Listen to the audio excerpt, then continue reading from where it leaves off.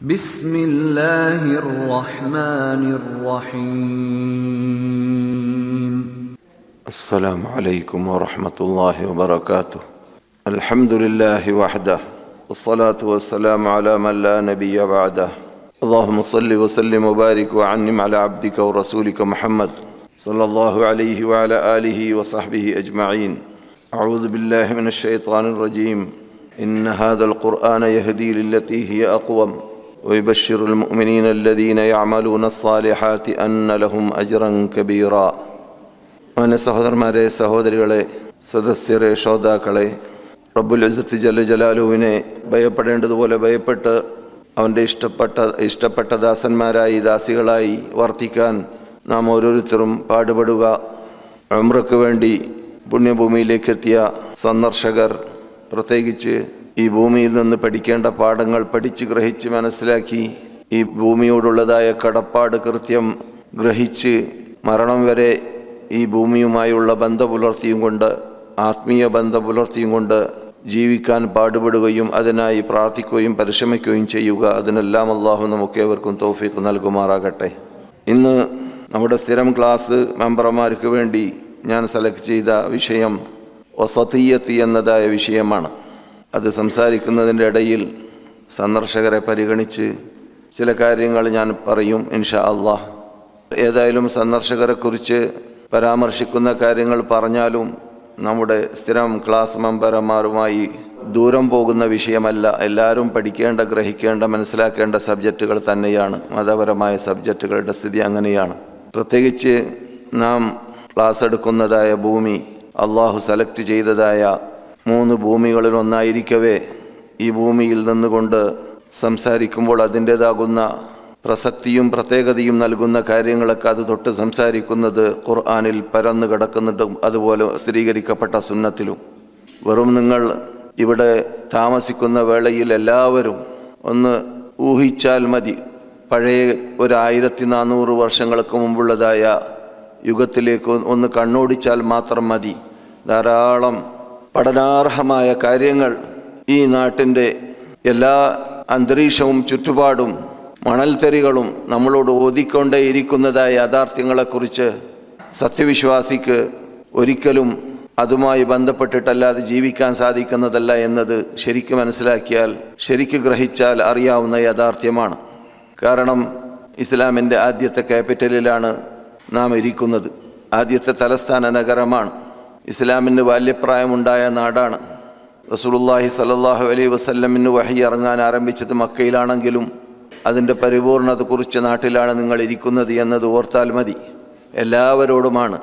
പ്രത്യേകിച്ച് അള്ളാഹുവിൻ്റെ നിവേദക സംഘങ്ങളെന്ന് ഹദീസിൻ്റെ ഭാഷയിൽ വിശേഷിക്കപ്പെടാറുള്ളതായ ഉംറയ്ക്ക് വേണ്ടി സന്ദർശനത്തിന് വേണ്ടി വന്നവരെ സംബന്ധിച്ചിടത്തോളം അവരുടെ ബാധ്യതയിൽപ്പെട്ടതാണ് അത്തരം കാര്യങ്ങൾ അവരുടെ ശ്രദ്ധയിലുണ്ടായിരിക്കൽ, അവരുടെ ചുമതലയിൽപ്പെട്ടതാണ്.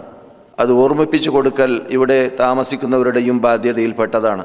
എല്ലാവരുടെയും ബാധ്യത ഓരോരുത്തരും നിർവഹിക്കേണ്ടതുപോലെ നിർവഹിച്ചു കഴിഞ്ഞാൽ തീർച്ചയായിട്ടും ഇസ്ലാം ഉദ്ദേശിക്കുന്ന ലക്ഷ്യത്തിലേക്ക് നമുക്ക് എത്താൻ സാധിക്കും. അല്ലാഹു അതിന് തൗഫീഖ് നൽകട്ടെ. അതെ, വസതിയ്യത്ത് എന്നത് മധ്യനില എന്ന ധ്വനിയാണ് അത് കുറിക്കുന്നത്. ആ പദം കേൾക്കുന്ന സന്ദർഭത്തിൽ ഒരു സാധനത്തിൻ്റെ മദ്യം എന്ന അർത്ഥം അതിനുണ്ട്. പക്ഷേ വസതിയ്യത്ത് എന്നതുകൊണ്ടുള്ളതായ വിവക്ഷ വിശാലമായ അർത്ഥത്തിലൂടെ മാതൃകാപരമായതായ ശൈലിയും ജീവിതവും നയവും ആണ്. ഈ ഇന്നാ ജഅൽനാകും ഉമ്മത്തൻ വസത എന്ന ആയത്ത് നാം ഖുർആനിൽ പരിശോധിച്ചാൽ തന്നെ ഞാൻ പലപ്പോഴും ഉണർത്തിയതാണ്. സൂറത്തുൽ ബഖറയിലാണല്ലോ ആയത്ത് നമ്പർ എത്രയാണെന്ന് ഓർക്കുന്നുണ്ടോ ഹഫാദുകൾ? 143 സൂറത്തുൽ ബഖറയുടെ ആയത്തുകളുടെ എണ്ണം എത്രയാണ്? 286. അള്ളാഹു ആയത്തിനെ അതിൻ്റെ നമ്പർ അനുസരിച്ച് നാം പരിശോധിച്ചാൽ അതിൻ്റെ മധ്യത്തിലാണ്, കൃത്യമായിട്ട് മധ്യത്തിലാണ് ആയത്ത് സ്ഥിതി ചെയ്യുന്നത്. ജഅൽനാകും ഉമ്മത്തൻ വസത, നിങ്ങളെ മാതൃകയുള്ളതായ ഉമ്മത്താക്കി നാം മാറ്റിയിരിക്കുകയാണ്. മാതൃക എന്ന് പറയുമ്പോൾ എല്ലാ നിലക്കും മധ്യനില അംഗീകരിക്കുന്നവർ എന്ന അർത്ഥത്തിലേക്ക്, എല്ലാ നിലക്കും തശദ്ദുദില്ലാതെ, ഇഫ്രാത്തില്ലാതെ, തഫ്രീത്തില്ലാതെ. ഖുർആനിൽ എന്നും 17 തവണ നാം ഓതുന്നതായ സൂറത്തുൽ ഫാത്തിഹയിൽ പറയുന്നതായ ഇഹ്ദിന സിറാത്തൽ മുസ്തഖീം എന്നതിൻ്റെ വിശദാംശം ആരാണ് സിറാത്തൽ മുസ്തഖീം? സിറാത്തൽ ലദീന അൻഅംത അലൈഹിം ഗൈറിൽ മഗ്ദൂബി അലൈഹിം വലദ്ദാല്ലീൻ. ആ രണ്ട് വിഭാഗത്തിൻ്റെ പ്രത്യേകത എന്താണ്?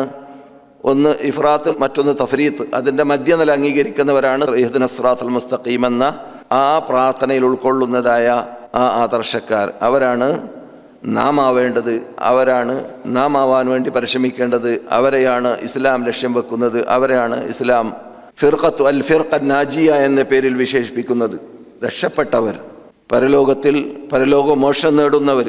മറ്റൊരു ഭാഷയിൽ ഇബ്നു അബ്ബാസ് വിശദീകരിച്ചതുപോലെ അഹ്ലുസുന്ന വൽ ജമാഅ എന്ന് വിശേഷിപ്പിക്കാം. യഥാർത്ഥ എന്ന് കൂട്ടിച്ചേർക്കേണ്ടി വരുന്നു ഇന്നത്തെ യുഗത്തിൽ. കാരണം എല്ലാവരും സുന്നികളെന്ന് പറയാൻ തുടങ്ങി.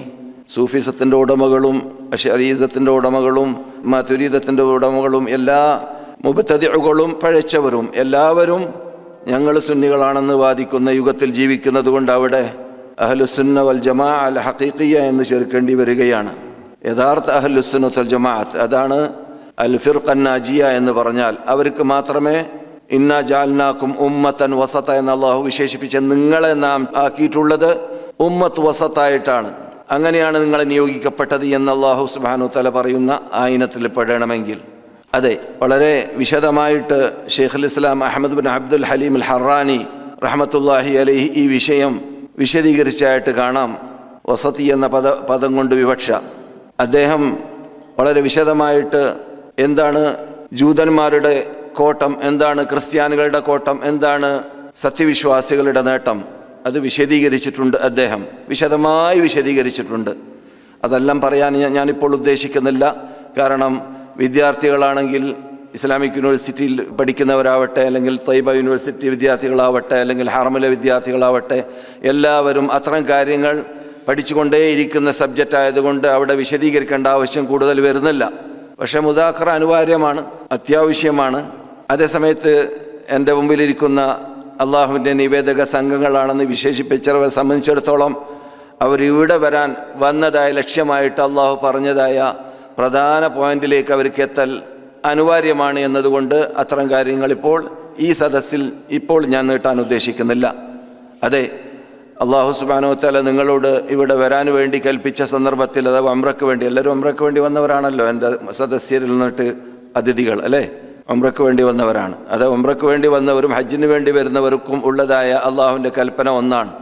വാത്തിമുൽ ഹജ്ജ വൽ ഉംറത ലില്ലാ, അള്ളാഹ്ക്ക് വേണ്ടി ഹജ്ജും ഉംറയും നിങ്ങൾ പരിപൂർണമാക്കണമെന്നതാണ്.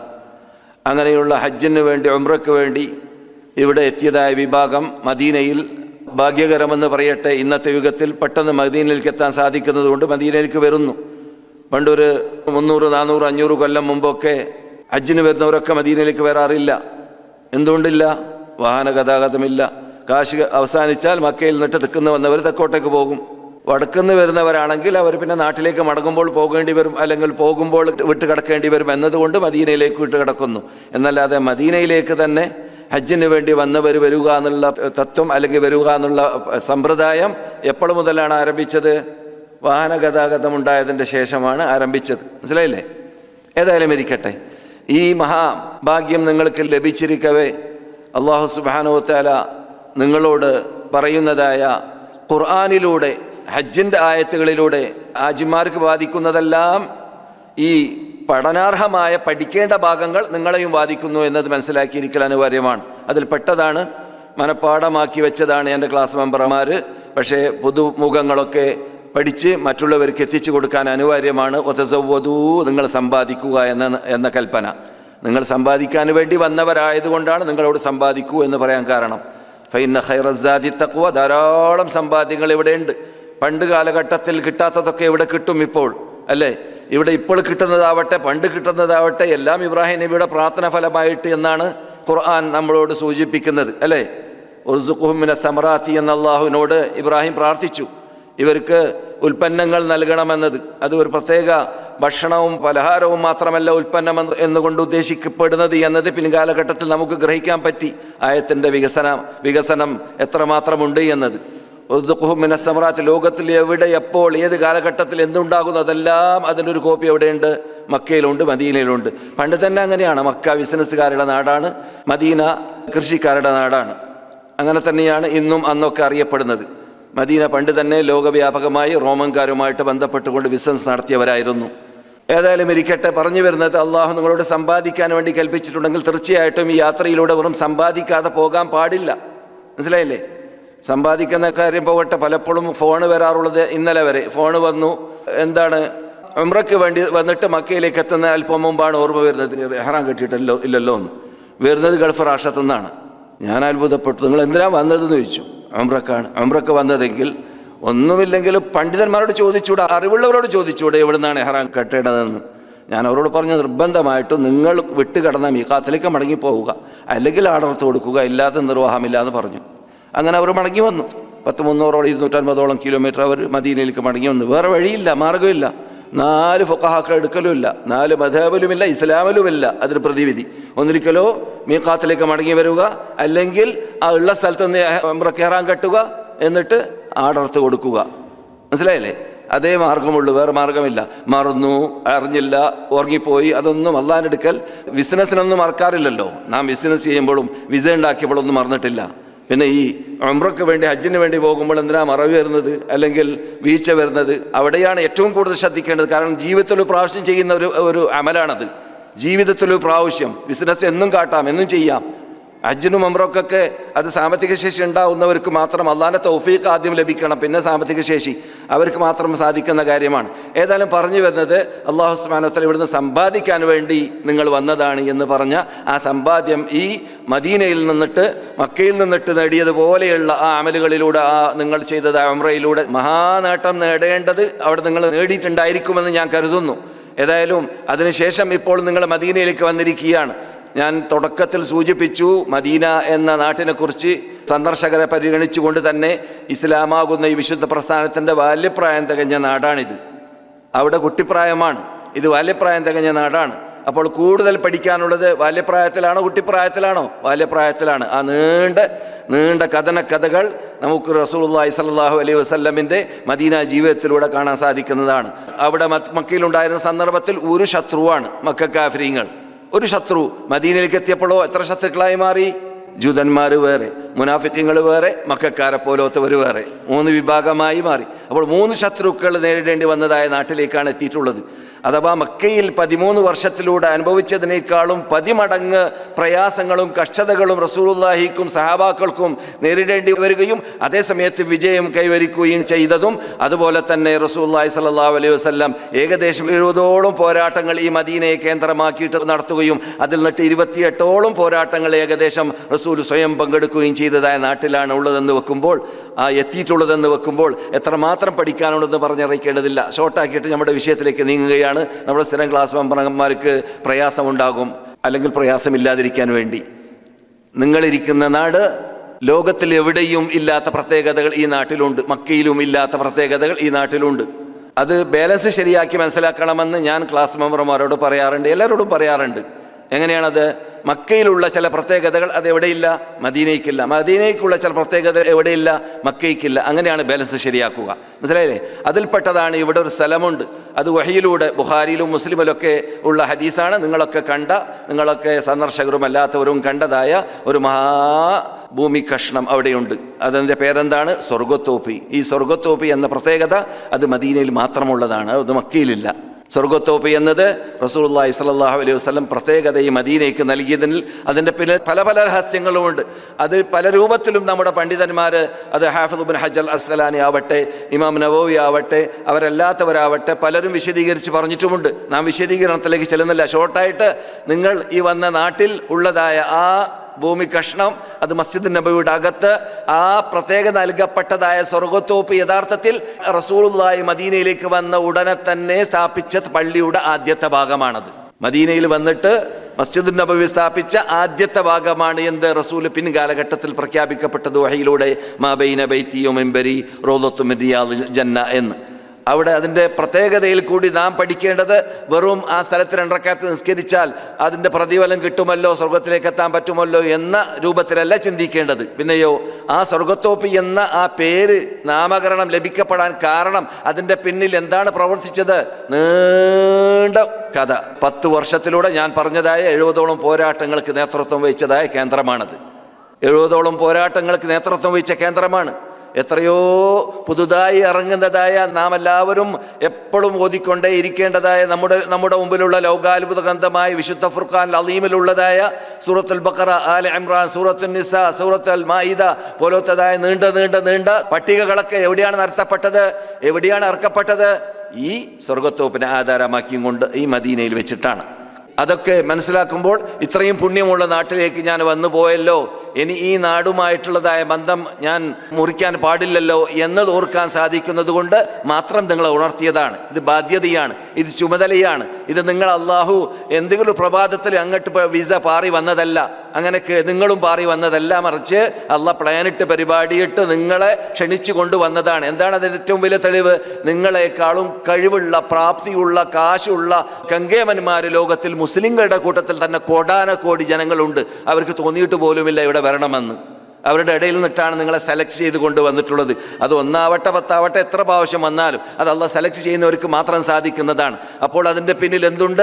അള്ളാഹു സുബ്ഹാനഹു വ തആല ഉദ്ദേശിച്ച ഒരു പ്രത്യേക ലക്ഷ്യമുണ്ട്. ആ ലക്ഷ്യത്തിലേക്ക് നിങ്ങൾ എത്തണമെന്ന് അള്ളാഹ്ക്ക് നിർബന്ധവുമുണ്ട്. അതുകൊണ്ടാണ് ഇബ്രാഹിം നബി അലൈഹിസ്സലാം അവിടെ വെച്ചിട്ട് വഅദ്ദിൻ ഫിന്നാസി ബിൽ ഹജ്ജ് എന്ന് വിളിക്കാൻ വേണ്ടി കൽപ്പിക്കപ്പെട്ട സന്ദർഭത്തിൽ ഉംറയ്ക്ക് വേണ്ടി വരുന്നവരെയും വിളിച്ചിട്ടുണ്ട്. എത്തിക്കേണ്ടത് ഈ കൽപ്പന, ഈ വിളി എത്തിക്കേണ്ടത് ഞാൻ എത്തിച്ചോളാമെന്ന് അള്ളാഹു ഏറ്റെടുത്തതുപോലെ ഇബ്രാഹിം നബിയോട് വിളിക്കാൻ മാത്രമേ പറഞ്ഞിട്ടുള്ളൂ. അള്ളാഹു സുബ്ഹാനഹു വ തആല കൊണ്ടുവന്നു. നാനാത്തുറുകളിൽ നിന്നിട്ടും ആ കൊണ്ടുവരുന്നവർ പണ്ട് ക്ഷണിക്കപ്പെട്ടതായ വിഭാഗമാണ് കൊണ്ടുവരുന്നവർ. എന്തിനാണ് വരേണ്ടത്? അള്ളാഹ് തന്നെ പറയുകയാണ്, കൂടുതൽ ദൂരം പോകേണ്ടതില്ല, ഷോർട്ടാക്കി അള്ളാഹ് പറയുകയാണ്, ലിയശ്ഹദു മനാഫിഅ ലഹും.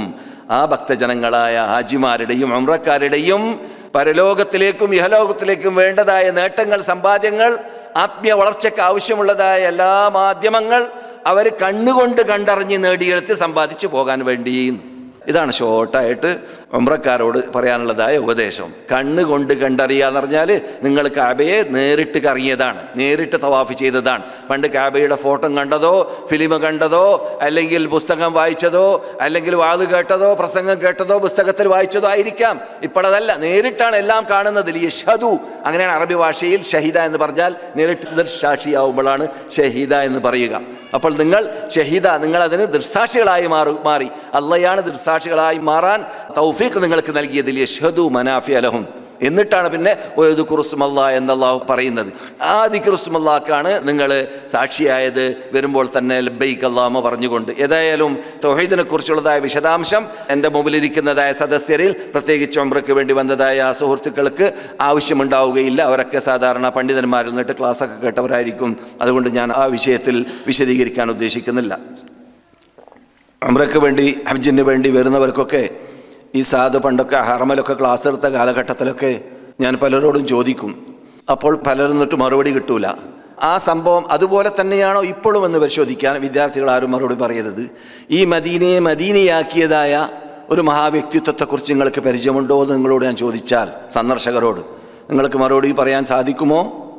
ഈ മദീനയെ മദീനയാക്കിയ എന്ന് പറഞ്ഞാൽ റസൂൽ വരുന്നതിന് മുമ്പ് റസൂലുള്ളാഹി സ്വല്ലല്ലാഹു അലൈഹി വസല്ലമിനെ ദപ്പുമുട്ടി പാട്ടുപാടി അങ്ങനെ സ്ഥിരീകരിക്കപ്പെട്ട സംഭവമാണെങ്കിൽ, പക്ഷെ പാട്ടുപാടിയത് ശരി തന്നെയാണ്, തല അൽ ബദ്രു അലൈന എന്നതല്ല, വേറെ പദ്യങ്ങൾ.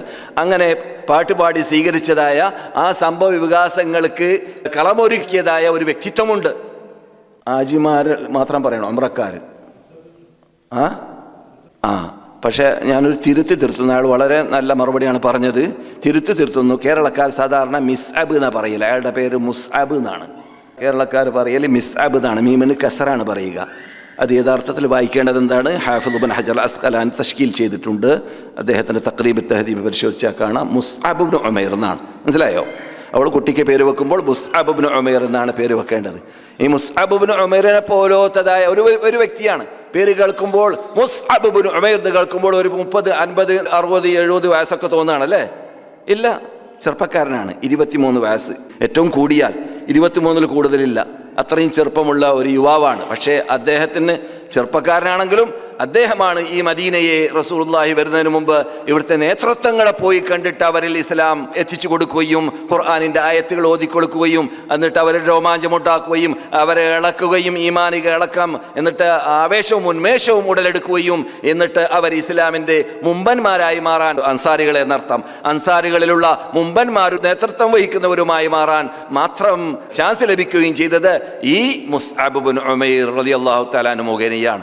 അദ്ദേഹം അല്പകാലം മാത്രമേ താമസിച്ചിട്ടുള്ളൂ എന്നതാണ് വേറൊരു അദ്ദേഹത്തെ സംബന്ധിച്ചിടത്തോളം സന്തോഷ വാർത്ത. എന്താണത്? അദ്ദേഹം ഇത്രയും വലിയ യത്നങ്ങൾ യത്നിച്ചത് കാരണത്താൽ, ചെറിയ യത്നമൊന്നുമല്ല, വലിയ യത്നമാണ് യത്നിച്ചത്. കാരണം റസൂലും സഹാബാക്കളും ഹിജ്റ വരുമ്പോൾ ഇവിടെ കളമൊരുക്കി വെച്ചിരിക്കുകയാണ് മൂപ്പര്. അത്രയും അൻസാറുകൾ എന്ന ആ പേരിൽ അറിയപ്പെടുന്ന വിഭാഗത്തെ ശിക്ഷിച്ചു വിടാൻ അദ്ദേഹം കാരണക്കാരനാണ്. അങ്ങനെയുള്ള മഹാവ്യക്തിത്വം, അദ്ദേഹത്തിന് ഇസ്ലാമിനോടുള്ള പങ്ക്, ഇസ്ലാമിനോടുള്ള കൂറ്, നമ്മോടുള്ള പങ്കും കൂറും എത്രയാണെന്ന് പറഞ്ഞറിയിക്കേണ്ടതില്ലല്ലോ.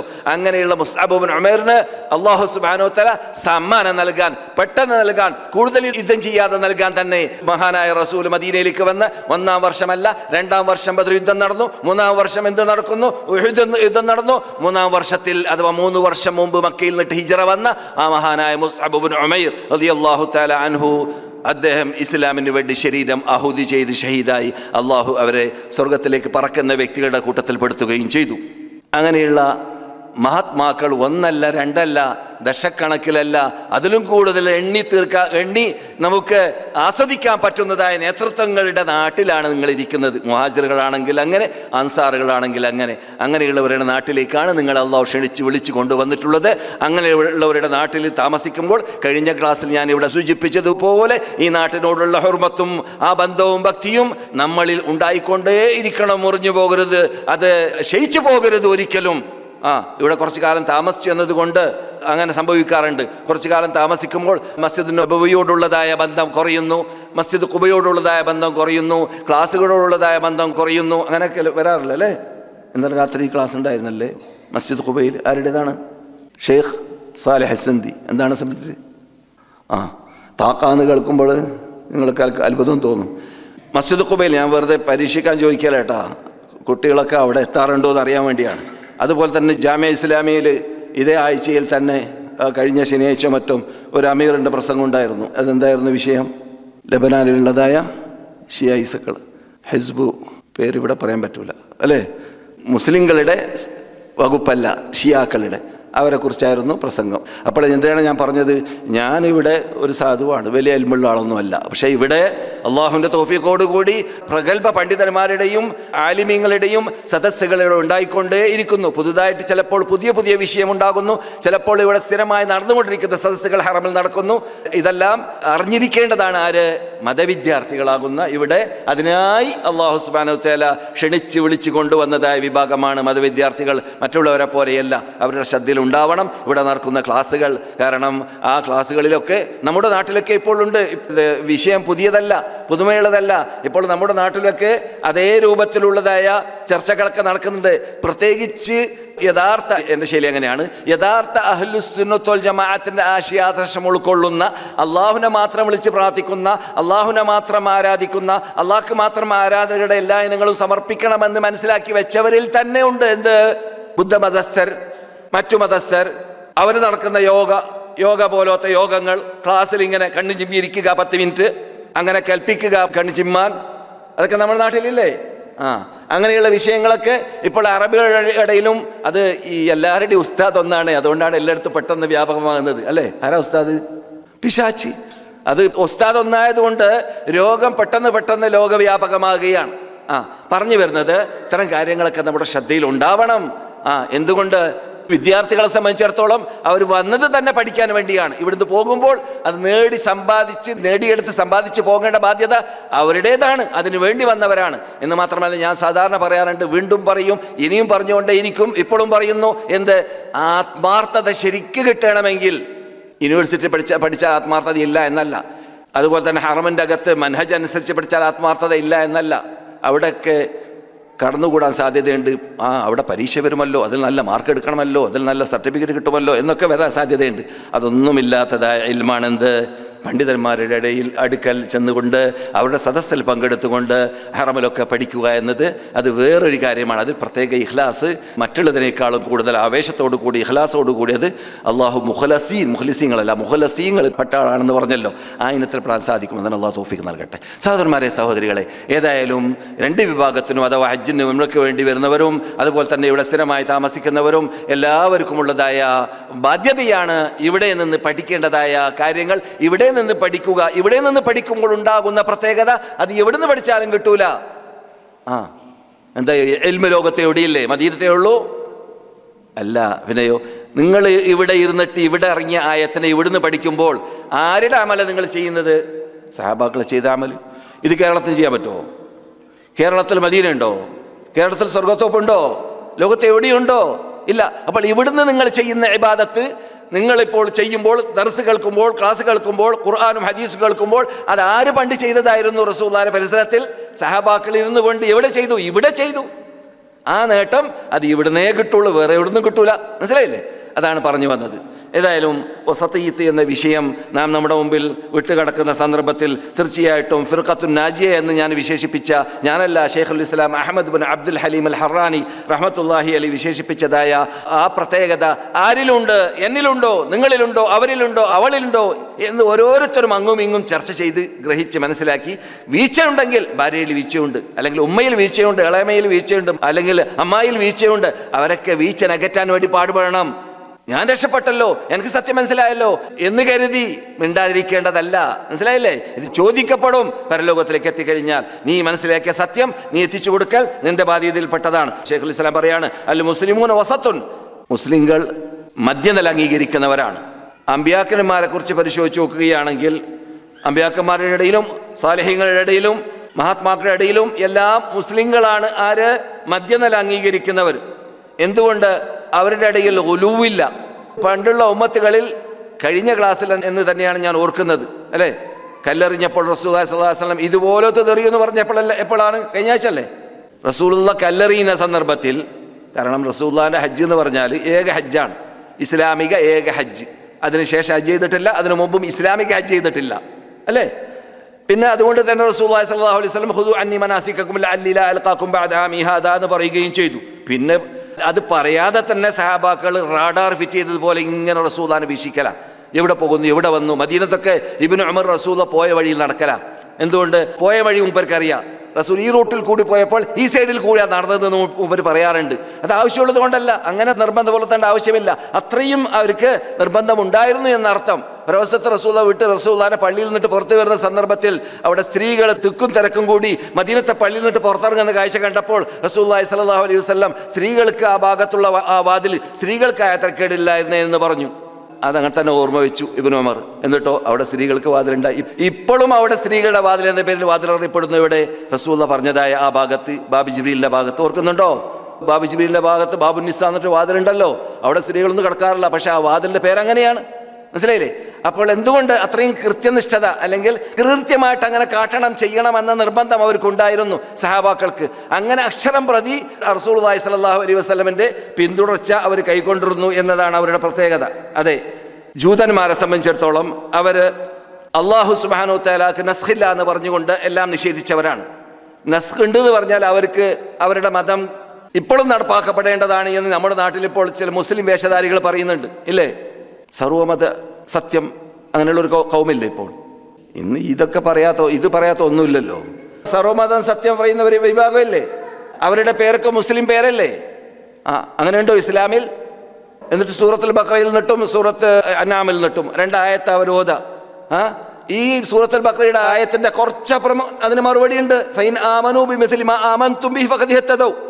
ജൂതന്മാരും ക്രിസ്ത്യാനികളും നിങ്ങൾ വിശ്വസിച്ചതുപോലെയാണ് വിശ്വസിച്ചതെങ്കിൽ നിങ്ങൾക്ക് രക്ഷയുണ്ട്. അപ്പോൾ തീർന്നു. അപ്പോൾ നിങ്ങൾ വിശ്വസിച്ചതുപോലെ വിശ്വസിച്ചിട്ടില്ലെങ്കിൽ അവർക്ക് രക്ഷയില്ല. അപ്പോൾ ഏകദൈവ വിശ്വാസത്തിൽ കൂടി മുഹമ്മദ് നബി അംഗീകരിക്കാതെ ജീവിച്ചാൽ രക്ഷപ്പെടാൻ പറ്റുമെന്ന ആ തത്വം ശരിയല്ല. മനസ്സിലായില്ലേ? അപ്പോൾ ക്യാൻസൽ ആവുക എന്നത്, നസ്ഖ് എന്ന് പറയുന്നത് അത് ഇസ്ലാമിലുള്ളതാണ്. യംഹുല്ലാഹു മാ യശാഉ വയുസ്ബിത്, അല്ലേ? വഇൻദഹു ഉമ്മുൽ കിതാബ്, അല്ലേ? അല്ലാഹു സുബ്ഹാനഹു വ തആല അടുക്കലാണ് ലൗഹുൽ മഹ്ഫൂദ് ഉള്ളത്. അവനിഷ്ടം ഉള്ളത് അവന് മായ്ക്കും, അവനിഷ്ടമുള്ളത് നിർത്തും. അത് ചോദിക്കാൻ ലാ യുസ്അലു അമ്മാ യുഫ്അലു വയുസ്അലൂൻ. നിങ്ങൾ ചെയ്യുന്നതിനെ ചോദിക്കപ്പെടും. അവൻ ചെയ്യുന്നതിനെ ചോദിക്കാനുള്ള അധികാരമോ അവകാശമോ ലോകത്തൊരു ശക്തിക്കോ വ്യക്തിക്കോ ഇല്ല. നിങ്ങൾ ചെയ്യുന്നതിനെ ചോദിക്കപ്പെടും. അപ്പോൾ അല്ലാഹു സുബ്ഹാനഹു വ തആല നസ്ഖ് ചെയ്യുമെന്നത് നാം വിശ്വസിക്കുന്നു, അല്ലേ? നസ്ഖ് എന്ന് പറഞ്ഞാൽ എന്താണ്? ക്യാൻസൽ ചെയ്യുക. അത് ഇസ്ലാം അങ്ങനെയാണ് അല്ലാഹു സുബ്ഹാനഹു വ തആല ഇവിടെ റസൂലുള്ളാഹി സ്വല്ലല്ലാഹു അലൈഹി വസല്ലമിലൂടെ ഘട്ടം ഘട്ടങ്ങളായിട്ട് നമ്മുടെ ഉമ്മത്ത് മുഹമ്മദിനെ വളർത്തിയെടുത്തത്. ഉമ്മത്ത് മുഹമ്മദിനെ വളർത്തിയെടുത്ത ശൈലി അങ്ങനെയാണ്, മനസ്സിലായില്ലേ? അപ്പോൾ അങ്ങനെ ഘട്ടങ്ങൾ ഇല്ലെങ്കിൽ ആദ്യം വ്യഭിചരിച്ച സ്ത്രീകളെ പിടിച്ച് അറസ്റ്റ് ചെയ്യാൻ പറഞ്ഞു. അത് സൂറത്തുൻ നിസാലിന്റെ ആയത്ത്.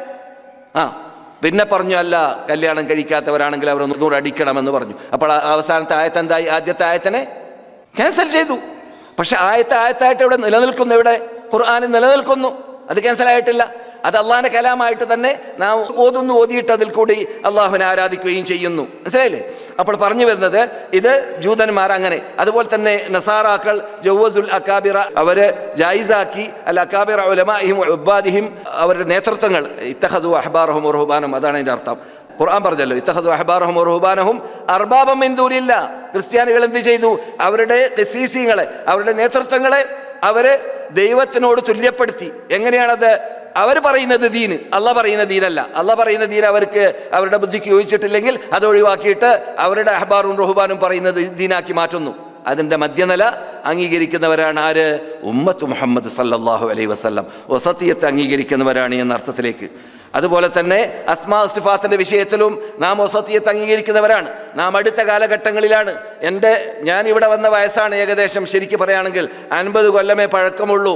ഞാൻ ഇവിടെ വന്നിട്ട് 50 കൊല്ലമായി. 50 കൊല്ലമേ പഴക്കമുള്ളൂ.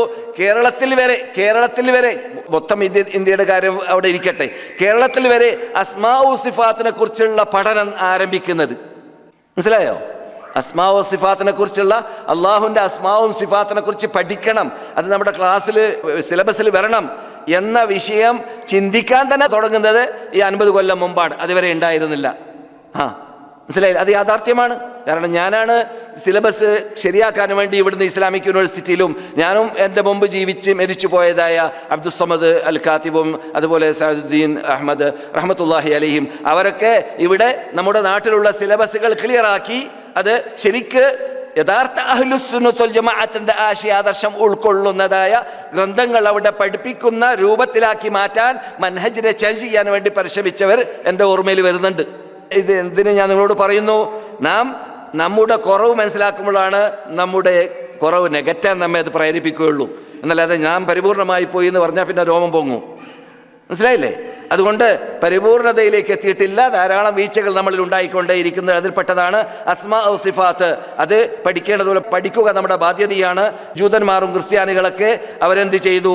വസഫുല്ലാഹു തആല ബിസിഫാത്തിൽ മഖ്ലൂഖിൻ നാഖിസ, ചുരുങ്ങിയ വീഴ്ചകളുള്ളവരായ ഷിട്ടികളുടെ ഔസാഫുകളെ അവർ അല്ലാഹു സുബ്ഹാനഹു വ തആലക്ക് നൽകി. അതേപോലെ ക്രിസ്ത്യാനികളാണെങ്കിൽ വസഫുൽ മഖ്ലൂഖാത്ത് ബിസിഫാത്തിൽ ഖാലിഖ്, ഷിട്ടികൾക്ക് അള്ളാഹുവിൻ്റെ സിഫത്തുകൾ നൽകി. അങ്ങനെയല്ലേ ചെയ്തത്? ക്രിസ്ത്യാനികൾ എന്താ ചെയ്തത്?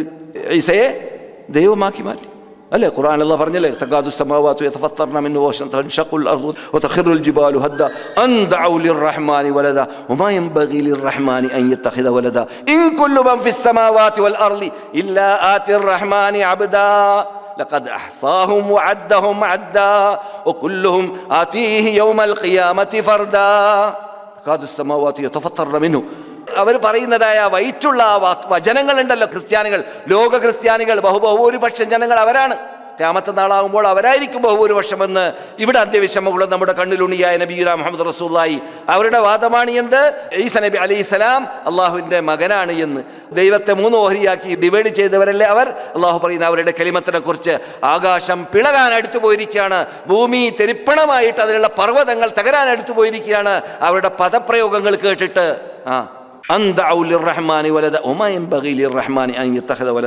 അപ്പോൾ അവിടെയെല്ലാം മധ്യനില ആരുടേതാണ്? ഉമ്മത്ത് മുഹമ്മദ് സല്ലല്ലാഹു അലൈഹി വസല്ലമിൻ്റെതാണ് മധ്യനില. അതുകൊണ്ടാണ് റസൂലുള്ളാഹി സ്വല്ലല്ലാഹു അലൈഹി വസല്ലം നേരത്തെ കല്ല് പറഞ്ഞപ്പോൾ സന്ദർശകർക്ക് ചോദിച്ച്, എന്താ കല്ലേറിനെ കുറിച്ച് മൗലവി പറഞ്ഞത് പൂർത്തിയാക്കിയില്ലല്ലോ? ഞാൻ പൂർത്തിയാക്കി കളയാം. റസൂലുള്ളാഹി സ്വല്ലല്ലാഹു അലൈഹി വസല്ലം ഹജ്ജത്തുൽ വദാഇൽ ഹജ്ജ് ചെയ്തതായ സന്ദർഭത്തിൽ അവർ കല്ലെറിയുന്ന സ്ഥലത്തേക്ക് എത്തിയപ്പോൾ അവിടെ ചെറിയ കല്ല് പറക്കി കൊണ്ടുവരാൻ വേണ്ടി കൽപ്പിക്കപ്പെട്ടു. കല്ലിനെ റസൂലുള്ളാഹി സ്വല്ലല്ലാഹു അലൈഹി വസല്ലം എറിയുകയും ചെയ്തു. ഇതുപോലത്തതാണ് നിങ്ങൾ എറിയേണ്ടത്, ഇതിനേക്കാളും കൂടുതലായി പോകരുത്, വലിയതായി പോകരുത്, ചെറിയതെറിഞ്ഞാൽ മതി. കാരണം ഈ വരുന്ന കൂട്ടത്തിൽ അന്ന് 1,00,000 ആണെങ്കിലും പിന്നെ 10 ലക്ഷം 30 ലക്ഷമായി മാറുമെന്ന് റസൂലുള്ളാഹി സ്വല്ലല്ലാഹു അലൈഹി വസല്ലം ദീർഘദൃഷ്ടി കൊണ്ട് അറിയാമായിരിക്കും, അല്ലെങ്കിൽ വഹിയിലൂടെ അറിയാമായിരിക്കും. അതുകൊണ്ട് റസൂലുള്ളാഹി സ്വല്ലല്ലാഹു അലൈഹി വസല്ലം പറയുകയാണ്, നിങ്ങൾ കൂടുതൽ വലുതറിഞ്ഞാൽ നമുക്ക് കാണുന്നതാണ്, കണ്ടറിയുന്നതാണ്. ഞാൻ എൻ്റെ ഓർമ്മയിലുണ്ട്, നിങ്ങൾ ഈ കല്ലെറിയുന്ന സ്ഥലമുണ്ടല്ലോ, ആ സ്ഥലത്ത് ഒരു 50 കൊല്ലം മുമ്പ് അതിൻ്റെ പരിസരത്ത് മുഴുവൻ കെട്ടിടങ്ങളാണ്. കെട്ടിടത്തിൻ്റെ ഇടയിൽ തിങ്ങിത്തിരക്കി പോയിട്ട് ഞങ്ങൾ കല്ലെറിഞ്ഞതായിരുന്നു. ആ കല്ലെറിയാൻ പോയ സന്ദർഭത്തിൽ വളരെ ചെറിയ സാധനമാണ് കല്ല് എറിയേണ്ടതായ സ്ഥലം. ആ സ്ഥലത്തേക്ക് എത്തിയപ്പോൾ ഞങ്ങളുടെ തലയിലേക്ക് കല്ല് വന്ന് വീഴുകയാണ്. അങ്ങനെ ചോരോലിക്കുകയാണ്. മടങ്ങി പോകുമ്പോൾ ചോരോലിച്ചിട്ട് പോകേണ്ടതായ ഗതികേട് ഉണ്ടാകുന്നു. എന്തുകൊണ്ട്? ഈ വലിയതെറിയുന്നത് കൊണ്ട്. ഇപ്പോൾ അതൊന്നുമല്ല അറിയാം, മൊബൈൽ അറിയാം. എല്ലാവരെയും 3-4 മൊബൈലൊക്കെ ഉണ്ടല്ലോ. അതുകൊണ്ട് മൂപ്പര് പിശാചിനോടുള്ള ദേഷ്യം തീർക്കാൻ വേണ്ടി മൊബൈൽ എറിയുന്ന സമ്പ്രദായങ്ങളൊക്കെയാണ് ഇപ്പോൾ നാം കാണാറുള്ളത്. ഏതായാലും റസൂൽ എന്ത് പറഞ്ഞു അവിടെ? ഇതുപോലത്തത് എറിഞ്ഞാൽ മതി എന്ന് പറഞ്ഞു. ഇതുപോലത്തത്, അത്രയും ചെറിയതല്ലാതെ എറിയരുത്. കടലക്ക മണിയുടെ അത്ര, ഇവിടുത്തെ ഭാഷയിൽ ഫൂല് പോലത്തെ, ഫൂല് അറിയല്ലോ, അത്ര വലിപ്പമുള്ളതാണ്. എന്നിട്ട് റസൂൽ പറഞ്ഞു, നിങ്ങൾ എന്ത് ചെയ്യരുത്? അമിതമാക്കരുത്. ലാ തഗ്ലൂ ഫീ ദീനിക്കും ഗൈറൽ ഹഖ്. നിങ്ങൾ അല്ലാഹു സുബ്ഹാനഹു വ തആലാന്റെ അടുക്കൽ നിന്നിട്ട് അവകാശം, അധികാരം, ഓർഡർ ലഭിക്കാത്ത രൂപത്തിൽ ഈ മതത്തിൽ നിങ്ങൾ അമിതമാക്കി കളയരുത്. അപ്പോൾ അമിതമാവുക എന്നത് കല്ലേറിൽ വരെ പാടില്ല എന്ന് പറയുമ്പോൾ പിന്നെ ആദർശം പോലത്തതായ ആരാധിക്കുന്ന രൂപങ്ങളിലൊക്കെ അമിതമാവുക എന്നത് പാടുള്ളതല്ലല്ലോ, തീർച്ചയായിട്ടും പാടുള്ളതല്ല. അതെ സഹോദരന്മാരെ, സഹോദരികളെ, ഏതായാലും അഹ്ലുസുന്നത്ത് വൽ ജമാഅത്ത് ഇനി അതിനുശേഷം വരുന്നതായ മുഅത്തിലീങ്ങളും മുൽഹിദീങ്ങളും പോലത്തതായ ഫലവിഭാഗം പിൻകാലഘട്ടത്തിൽ വന്നിട്ടുണ്ട്. നിങ്ങൾക്കൊക്കെ മതവിദ്യാർത്ഥികൾക്ക് അറിയാവുന്നതുപോലെ അശ്അരികൾ വേറെ, മാതുരിദികൾ വേറെ, അള്ളാഹുവിൻ്റെ സിഫാത്തുകളെയും അസ്മാകളെയൊക്കെ തവീൽ ചെയ്തുകൊണ്ട് അള്ളാഹു ഇറങ്ങുമെന്ന് പറയാൻ പറ്റൂല. അതുകൊണ്ട് തന്നെ നാം പറയാറുണ്ട്, ആജിമാർക്ക് അല്ലെങ്കിൽ ഉമർക്കാർക്ക് പഠിക്കാൻ നല്ലതാണ്, വിദ്യാർത്ഥികളും പഠിക്കേണ്ട കാര്യമാണ്. അറഫയിലുള്ളതായ കുന്നിൻ്റെ പേരെന്താണ്? ജബലു, എല്ലാവരും പറഞ്ഞ ജബലുർ റഹ്മാനാണ്. അപ്പോൾ എല്ലാവരും പഠിക്കേണ്ടതുണ്ട്. ശരി, ഞാൻ ആക്ഷേപിക്കില്ല കേട്ടാ. ജബലു ഇലാൽ എന്നാണ് ആ പർവ്വതത്തിൻ്റെ പേര്. ജബലു ഇലാൽ, ഹിലാലല്ല, ഇലാൽ, ഹംസ കൊണ്ട്. ജബലു ഇലാൽ എന്നാണ് ചരിത്രത്തിൽ ആ പർവ്വതത്തിൻ്റെ പേര്. എവിടുന്നാണ് ജബലുർ റഹ്മാൻ എന്ന് പേര് വന്നത്? അത് അശ്അരികളിൽ നിന്നിട്ട് വന്നതാണ്. അശ്അരി ഭരണകൂടം ഉണ്ടായിരുന്ന കാലഘട്ടത്തിൽ ആ അറഫയിലേക്ക് അള്ളാഹുവിൻ്റെ ദാത്തിനോടും അളമത്തിനോടും ജലാലിനോടും യോജിക്കുന്ന രൂപത്തിൽ അള്ളാഹുവിടെ ഇറങ്ങിയും കൊണ്ട് സഹീഹ് മുസ്ലിം റിപ്പോർട്ട് ചെയ്യുന്ന ഹദീസിൽ കാണാം, എന്ത് വേണം ഇവർക്ക് ഞാൻ പുറത്തു കൊടുത്തിരിക്കുകയാണ്, ഈ മലക്കുകൾ അതിന് സാക്ഷിയാണ് എന്നൊക്കെ അല്ലാഹു സുബ്ഹാനഹു വ തആല അവരെ മലക്കുകളുടെ മുമ്പിൽ അവരെ കൊണ്ട് അഭിമാനിക്കുന്നതായ രംഗത്തെക്കുറിച്ച് സഹീഹ് ഹദീസിൽ വന്നിട്ടുണ്ട്. മനസ്സിലായില്ലേ? ആ സന്ദർഭത്തിൽ അള്ളാഹു, ആ ഹദീസിലുള്ളത് എന്താണ്? അള്ളാഹു അവൻ്റെ ദാത്തിനോട് അളമത്തിനോട് ജലാലിനോട് യോജിക്കുന്ന രൂപത്തിൽ ഒന്നാം ആകാശത്തിലേക്ക് എന്ത് ചെയ്യും? ഇറങ്ങും. അത് അശ്അരികൾ എന്ന് പറയും, അള്ളാഹ് ഇറങ്ങൂല, അള്ളാഹിൻ്റെ റഹ്മത്ത് ഇറങ്ങാൻ. അപ്പോൾ അള്ളാഹ് റഹ്മത്ത് ഇറങ്ങാന്ന് പറയുമ്പോൾ എന്ത് വന്നു? അവിടെയുള്ള പർവ്വതത്തിൻ്റെ പേര് ജബലു. ഇപ്പം മനസ്സിലായോ ജബലുർ റഹ്മത്ത് എന്ന് പേര് വരാൻ കാരണം? മനസ്സിലായില്ലേ? അത് ഒരു കാലഘട്ടത്തിൽ ഭരണകൂടം നടത്തിയവരുടെ കാലഘട്ടത്തിലുണ്ടായ പേരാണത് ജബലുർ റഹ്മ എന്നല്ലാതെ ജബലുർ റഹ്മത്ത് എന്നല്ല യഥാർത്ഥ പേര്. പക്ഷെ അത് ആ പേരിൽ അറിയപ്പെട്ടു പോയി. ആ അറിയപ്പെട്ടു പോയത് കൊണ്ട് അത് പറഞ്ഞാലേ ജനങ്ങൾക്ക് അത് അറിയുകയുള്ളൂ. ഇല്ലെങ്കിൽ ഹാജിമാരുടെ ബസ് പോയാൽ പിന്നെ അവർക്ക് മിനയിലേക്ക് എത്താൻ പറ്റൂല. മനസ്സിലായില്ലേ? അവർക്ക് അഡ്രസ്സ് അറിയണമല്ലോ. അപ്പോൾ ഏതായാലും പറഞ്ഞു വരുന്നത് ജബലു ഇലാലാണ്. അതെ, ആദർശത്തിൽ വ്യതിയാനം വെറും ജൂത ക്രിസ്ത്യാനികളുടെ ഇടയിൽ മാത്രമല്ല, നാം നമ്മുടെ മതത്തിലേക്കും നമ്മുടെ ദീനിലേക്കും അഹ്ലുസ്സുന്നത്ത് വൽ ജമാഅത്തിലേക്കും ചേർത്ത് പറയുന്നവരിൽ തന്നെ എന്തുണ്ട്? വ്യതിയാനമുണ്ടായിട്ടുണ്ട്.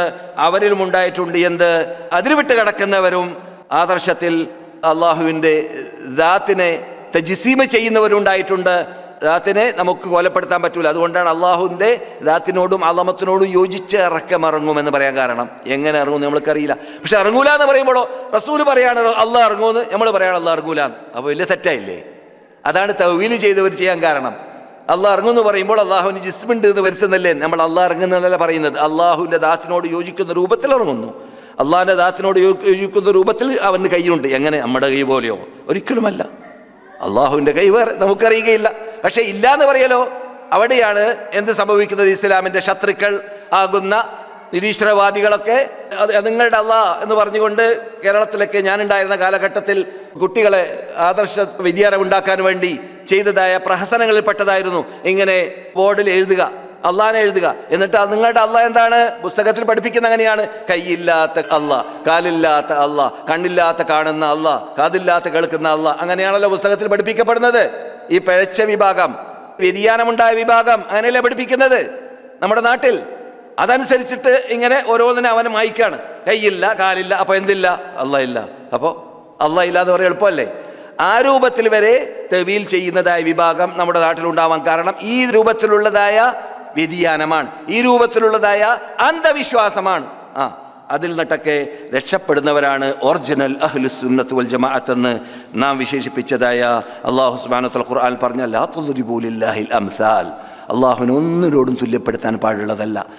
അംസാലില്ല. കഴിഞ്ഞ ക്ലാസ്സിൽ ഞാൻ പറഞ്ഞു, ലൈസ കമിസ്ലിഹി ഷൈ, അള്ളാഹുവിനെ പോലോത്ത എന്തുമില്ല, ഏതുമില്ല, എപ്പോഴുമില്ല, എവിടെയുമില്ല, ആരുമില്ല, ഉണ്ടായിട്ടില്ല, ഉണ്ടാവാൻ പാടുള്ളതുമല്ല. അതാണ് അള്ളാഹു എന്ന് പറഞ്ഞാൽ. അതേ സമയത്ത് ഓഹുവ സമീഉൽ അലീം, അവൻ കേൾക്കുന്നുണ്ട്, അറിയുന്നുണ്ട്. അപ്പോൾ അള്ളാഹു സുബ്ഹാനഹു വ തആല കേൾക്കുന്നു, അറിയുന്നു. അതേ സമയത്ത് അള്ളാഹുവിൻ്റെ കേൾവി എന്തല്ല? നമ്മുടെ കേൾവി പോലെയല്ല. അള്ളാഹു എപ്പോഴും ഓഹുവ മഅക്കും ഐനമാ കുന്തും, നിങ്ങൾ എവിടെയാണെങ്കിൽ നിങ്ങളുടെ കൂടെയാണ് ഞാൻ എന്ന് പറഞ്ഞാൽ അവൻ്റെ ഇൽമിൽ നമ്മുടെ കൂടെയാണ്. പിന്നെ അവൻ നമ്മുടെ കൂടെ എന്ന് നാം മനസ്സിലാക്കുന്ന രൂപത്തിലായിക്കൊള്ളണമെന്നില്ല. കാരണം അവൻ്റെ ദാത്തിൻ്റെ കുർനെ കുറിച്ച്, യാഥാർത്ഥ്യത്തെക്കുറിച്ച് നമ്മൾക്ക് അറിയില്ലല്ലോ. അതെ, അതാണ് നാം പറഞ്ഞു വന്നതായ ഒക്കദാലിക ജഅൽനാകും ഉമ്മത്തൻ വസതൻ എന്ന ആയത്തിൻ്റെ വിവക്ഷ എന്നതാണ് പറഞ്ഞു വന്നത്. ഉംറക്കാർക്ക് മനസ്സിലാക്കേണ്ട കാര്യങ്ങളും കൂട്ടത്തിൽ പറഞ്ഞു. അല്ലാഹു സുബ്ഹാനഹു വ തആല വിശുദ്ധ ഫുർഖാനുൽ അദീമിൽ നാം നിസ്കരിക്കുന്ന 5 വഖ്ത് നിസ്കാരത്തിൽ ഒരു നിസ്കാരത്തിൻ്റെ പേര് തന്നെ സലാത്തുൽ ഉസ്ത അല്ലേ? ഹാഫിളു അലസ് സ്വലവാതി വസ്സലാത്തിൽ ഉസ്ത വഖൂമു ലില്ലാഹി ഖാനിതീൻ അല്ലേ? നിങ്ങൾ നിസ്കാരം പരിപൂർണമായി മുഹാഫദത്ത് നടത്തണം. മുഹാഫദ എന്ന് പറഞ്ഞാൽ എന്താണ്? ഖുർആൻ മനഃപ്പാഠമിടുന്ന കുട്ടികളൊക്കെ മനസ്സിലാക്കുക. മുഹാഫദ വേറെ, ഹിഫ്ദ് വേറെ. മുഹാഫദ എന്ന് പറഞ്ഞാൽ ഹിഫ്ദിനെ ചെയ്യുക, ഹിഫ്ദിനെ സൂക്ഷിക്കുക. ഒരാൾ പഠിച്ചു കഴിഞ്ഞാൽ ആ ഖുർആൻ മനഃപ്പാഠമാക്കിയ പേജുകളെ, ആയത്തുകളെ വീണ്ടും വായിച്ചുകൊണ്ട് അതിനെ സംരക്ഷിക്കുക, അതിനെ ഹൃദയത്തിൽ ബൈഹാർട്ടാക്കി സ്ഥിരമാക്കിയതാക്കി മാറ്റുക. അതാണ് മുഹാഫദ. അതുപോലെ നിസ്കാരത്തെ നിങ്ങൾ മുഹാഫദത്ത് നടത്തണം എന്ന് പറഞ്ഞാൽ കൃത്യമായി ടൈമിൽ തന്നെ ജമാഅത്തോടു കൂടി നമസ്കരിച്ച് കൊണ്ടേ ഇരിക്കണം എന്നതാണ്. വസ്സലാത്തിൽ ഉസ്ത, എന്നിട്ട് അതിൽ പ്രത്യേക ഒരു സലാത്തിന് അള്ളാഹു എണ്ണിപ്പറഞ്ഞു ആയത്തിൽ. അതേതാണ്? സലാത്തുൽ അസർ. ഏതാണ്? സലാത്തുൽ അസർ, മധ്യത്തിലുണ്ടാവുന്ന സലാത്ത്. ജനങ്ങൾ എന്നിട്ട് പലരും ക്ഷീണം വരുന്ന സന്ദർഭത്തിൽ വീട്ടിൽ പോയിട്ട് ഭക്ഷണം കഴിക്കുമ്പോൾ നന്നായി പള്ളട്ടയായി കഴിഞ്ഞാൽ ഉറക്കം വരും. അപ്പോൾ വിശ്രമിക്കുന്ന സമയമാണ്, പ്രത്യേകിച്ച് അറബികളുടെ ഇടയിൽ പണ്ട് കാലഘട്ടങ്ങളിലൊക്കെ. ആ സന്ദർഭത്തിൽ അവർക്ക് നിസ്കാരം നഷ്ടപ്പെടാൻ വരെ കാരണമായി തീരുന്നു. നിസ്കാരം നഷ്ടപ്പെടാൻ എന്നല്ലാതെ നിസ്കാരത്തെ ജമാഅത്ത് നഷ്ടപ്പെടുത്തി എന്നിട്ട് വേറെ ഒറ്റക്ക് നമസ്കരിക്കുന്നതല്ല ഈ പറയുന്നത്. നിസ്കാരം നഷ്ടപ്പെടാ. മഗ്രിബ് വാങ്ക് കൊടുക്കുന്നവരെ മൂപ്പർ ഉറക്കത്തിലാണ്. അങ്ങനെ സംഭവിക്കാറില്ലേ?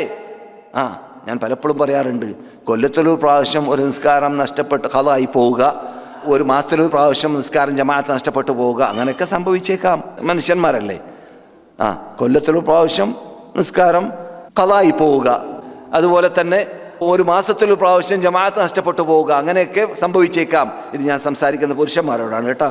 അതെ. എന്നാൽ റസൂലുള്ളാഹി സ്വല്ലല്ലാഹു അലൈഹി വസല്ലം ഖന്തഖ് യുദ്ധത്തിൽ, ഖന്തഖ് നിങ്ങൾക്ക് അറിയാമല്ലോ, സന്ദർശകർ കണ്ടല്ലോ. ഖന്തഖ് യുദ്ധം നടന്ന സ്ഥലത്തിൻ്റെ പേര് ഇപ്പോൾ സബ്അ മസാജിദ് എന്ന പേരിലാണ് അറിയപ്പെടുന്നത്. സബ്അ മസാജിദ്. മസ്ജിദ് നബവിയിൽ നിന്നിട്ട് നാം സുൽത്താന റോഡ് എന്ന പേരിൽ ഇപ്പോൾ അറിയപ്പെടുന്നതായ ഇസ്ലാമിക് യൂണിവേഴ്സിറ്റിയിലേക്ക് പോകുന്നതായ റോഡ്, ആ റോഡ് ഇപ്പോൾ താറിട്ട ഭയങ്കര റോഡാണ്. ആ റോഡ് ഞാൻ വരുന്ന കാലഘട്ടം 50 കൊല്ലം മുമ്പ് ആ റോഡ് ചെറിയ താറ് ശരിക്കും പരിപൂർണമായി ഇടാത്തതായ ചെറിയ റോഡാണ്. ഈ മസ്ജിദ് നബവിയിൽ നിന്നിട്ട് സനിയത്തുൽ വദാ എന്ന ഒരു സ്ഥലം അവിടെ ഉണ്ടായിരുന്നു. ഇപ്പോൾ അങ്ങനെയുള്ള ഒരു സ്ഥലം തന്നെ കാണുന്നില്ല.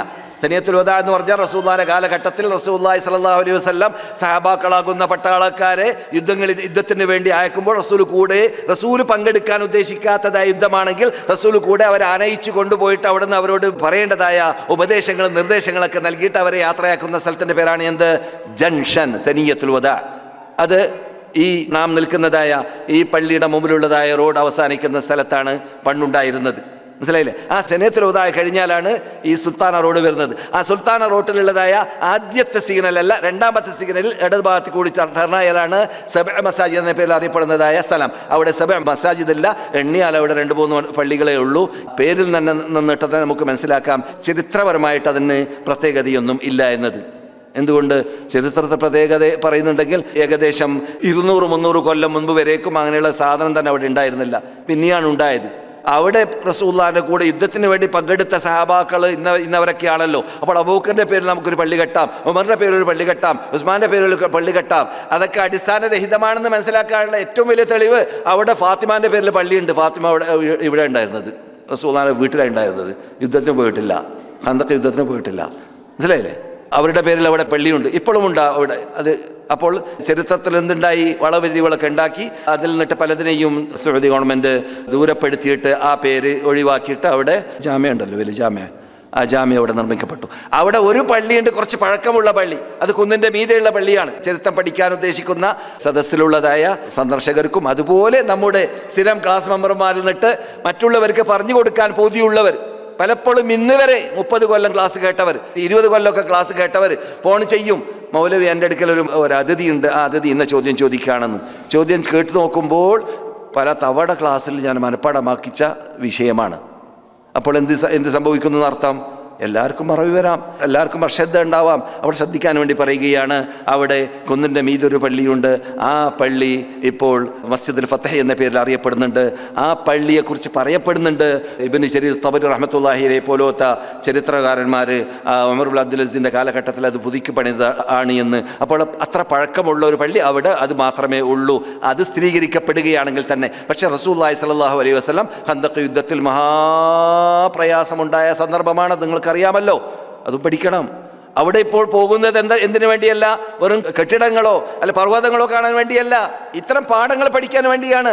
അവിടെ നടന്നതായ ആ യാതനകൾ, വേദനകൾ, മർദ്ദനങ്ങൾ, പ്രയാസങ്ങൾ, മുഴിപ്പട്ടിണി, എന്താ പട്ടിണി കാരണത്താൽ വയറിൽ കല്ല് വെച്ച സന്ദർഭം അവിടെയാണ് റസൂലും സഹാബത്തും. എന്നിട്ട് ഇല്ലാത്ത ഭക്ഷണം അള്ളാഹ് ഉണ്ടാക്കി കൊടുത്തു. എന്നിട്ട് അത്ഭുതം, നമ്മളെ സംബന്ധിച്ചിടത്തോളം അത്ഭുതകരമാം വിധം അവിടെ ഒരാളുടെ ഭക്ഷണം, 2 ആളുടെ ഭക്ഷണം, 3 ആളുടെ ഭക്ഷണം 1000 പേർക്ക് തിന്നാൻ മാത്രമുള്ളതാക്കി മാറ്റുകയൊക്കെ ചെയ്തു. എവിടെ? അതേ ഖന്തഖ് യുദ്ധത്തിൽ. എന്തിനാണ്? അള്ളാഹിനെ കൊണ്ട് ഇതൊക്കെ സാധിക്കും. എന്നിട്ട് വരേക്കും അള്ളാഹു എന്ത് ചെയ്യുന്നു? മുസ്ലിങ്ങളെ പരിശോധിക്കുന്നു. എന്തുകൊണ്ട്? അവരെ പരിശോധിച്ചാൽ അവർ പരിശോധനയിൽ റാങ്ക് നേടുമെന്ന് അള്ളാഹ്ക്ക് വിവരമുണ്ട്, അറിയാം. അതേസമയത്ത് അവരുടെ ശേഷം വരുന്ന വിഭാഗമുണ്ട്, നമ്മളെപ്പോലത്തെ ശേഷിക്കെട്ട വിഭാഗം. അങ്ങനെയുള്ള ശേഷിക്കെട്ട ഈമാനിൻ്റെ ഉടമകളായ വിഭാഗം വരുമ്പോൾ അവർക്ക് പാഠം പഠിക്കാൻ വേണ്ടിയാണ് അങ്ങനെ അവരെ അള്ളാഹു സുബ്ഹാനഹു വ തആല പരീക്ഷിച്ചത് അവിടെ വെച്ചിട്ട്. മനസ്സിലായില്ലേ? അങ്ങനെയുള്ള മഹാപരീക്ഷണം നടന്നതായ രംഗത്തിൽ റസൂലുള്ളാഹി സ്വല്ലല്ലാഹു അലൈഹി വസല്ലം അള്ളാഹു തന്നെ കോലപ്പെടുത്തുന്ന രൂപങ്ങൾക്ക് നമ്മുടെ വിഷയവുമായിട്ട് ബന്ധപ്പെട്ടതാണ്, നമ്മുടെ വിഷയത്തിൽ പറയേണ്ട വിഷയമാണ്. അതുകൊണ്ട് ദൂരം പോയിട്ടില്ല എന്നർത്ഥം. ഈ വിഷയത്തിൽ അവിടെ റസൂലുള്ളാഹി സ്വല്ലല്ലാഹു അലൈഹി വസല്ലം അള്ളാഹു പറയുകയാണ്, إذ جاءوكم من فوقكم ومن أسفل منكم وإذ زاغت الأبصار وبلغت القلوب الحناجر وتظنون بالله الظنونا هنالك ابتلي المؤمنون وزلزلوا زلزالا شديدا. സൂറത്തുൽ അഹ്സാബ്. നിങ്ങൾക്ക് അള്ളാഹ് ചെയ്തു തന്ന അനുഗ്രഹത്തെ മുസ്ലിം ലോകമേ, ഖിയാമത്ത് നാൾ വരെ ജീവിക്കുന്ന മുസ്ലിങ്ങളോട് പറയാണ്, നിങ്ങൾക്കുള്ള അനുഗ്രഹം ആർക്ക് എപ്പോഴാണ് സംഭവിച്ചത്? ആ നമ്മുടെ നേതാക്കളാകുന്ന മുഹാജിറുകൾക്കും അൻസാറുകൾക്കും ആ പോർക്കളത്തിൽ വെച്ചിട്ടുണ്ടായ വിജയം അത് ആർക്കുള്ള വിജയമാണ്? എനക്കും നിങ്ങൾക്കുമുള്ള വിജയമാണ്. അതുകൊണ്ടാണ് അള്ളാഹ് പറയുന്നത് ഖുർആനിൽ എന്ത്? നിങ്ങൾക്കുള്ള നേട്ടം, നിങ്ങൾക്കുള്ള വിജയം. ഉദ്കുറൂ നിഅമത്തല്ലാഹി അലൈക്കും. അള്ളാഹ് നിങ്ങൾ അനുഗ്രഹിച്ച അനുഗ്രഹം നിങ്ങളൊന്ന് ഓർത്തു നോക്കൂ, സ്മരിച്ചു നോക്കൂ. നിങ്ങളുടെ ശത്രുക്കൾ നിങ്ങളുടെ മേൽഭാഗത്തിൽ നിന്നിട്ട് വന്നു, മക്കയിൽ നിന്നിട്ട്. എത്രയാണ് ശത്രുക്കളുടെ എണ്ണം? ഏറ്റവും ചുരുങ്ങിയ 10,000 പേരാണ്. എത്ര? 10,000 പേര് മദീനയെ ചുട്ടിച്ചാമ്പലാക്കണമെന്ന ലക്ഷ്യം വെച്ചുകൊണ്ട് വന്നവരാണ്. എന്നിട്ട് ഖത്ഫാനികളെ കൂട്ടുകൂട്ടി സഹായികളായി കൂട്ടി, ഖൈബറിലുള്ളതായ വിഭാഗത്തെ അവർക്ക് സഹായികളായി കൂട്ടി. അങ്ങനെ ഒരു അഭിപ്രായത്തിൽ 40,000-ഓളം പേരുണ്ടായിരുന്നു എന്നുമുണ്ട് ഒരഭിപ്രായത്തിൽ. ഏതായാലും 10,000 ചുരുങ്ങിയാലുണ്ട്. ഇവരെ അല്ലാഹു സുബ്ഹാനഹു വ തആല പറയുകയാണ്, നിങ്ങളുടെ ശത്രുക്കൾ മേൽഭാഗത്തിൽ നിന്നിട്ടും ഒമിൻ അസ്ഫലമിക്കും, നിങ്ങളുടെ താഴ്വരയിൽ നിന്നിട്ട്, നിങ്ങളുടെ കാലിൻ്റെ താഴെയിൽ നിന്നിട്ട്. അങ്ങനെയാണത്. റസൂലുമായിട്ട് യുദ്ധമില്ല കരാറിൽ ഒപ്പിട്ടതായ ജൂതന്മാര് റസൂലുള്ളാഹിനോട് കൂറുമാറി, വിശ്വാസവഞ്ചന നടത്തി. ആരാണവർ? ബനു ഖുറൈളക്കാർ കൂറുമാറി. നോക്കൂ ആ ശൈലി അള്ളാഹുവിൻ്റെ. നിങ്ങളുടെ കണ്ണ് അതിൻ്റെ തലസ്ഥാനത്തിൽ നിന്നിട്ട് തെറ്റിപ്പോയി. ഇങ്ങനെ കണ്ണ് തുറന്ന് ഇങ്ങനെയൊക്കെ മറിച്ച് നോക്കുകയാണ് ആകാശത്തിൽ. എന്താ സംഭവിക്കുക? 10,000 പേര് മദീന വളഞ്ഞിരിക്കുകയാണ്. ഇവിടെ നമുക്ക് അള്ളാഹുവിൻ്റെ സഹായം ഇറങ്ങലല്ലാതെ വേറെ രക്ഷയില്ല. അള്ളാഹു സുബ്ഹാനഹു വ തആല സഹായം ഇറങ്ങിയില്ലെങ്കിൽ ഇവർ മദീനയിലുള്ള എല്ലാവരെയും ചുട്ടു ചാമ്പലാക്കും. അതിന് മാത്രം അവരുടെ എണ്ണമുണ്ട്. നമ്മുടെ കൂടെ ആകെ 3000 പേരേ ഉള്ളൂ. അവരുടെ കൂടെയാണെങ്കിൽ ആയുധമില്ലതാനോ. അങ്ങനെയുള്ള രംഗമാണ്.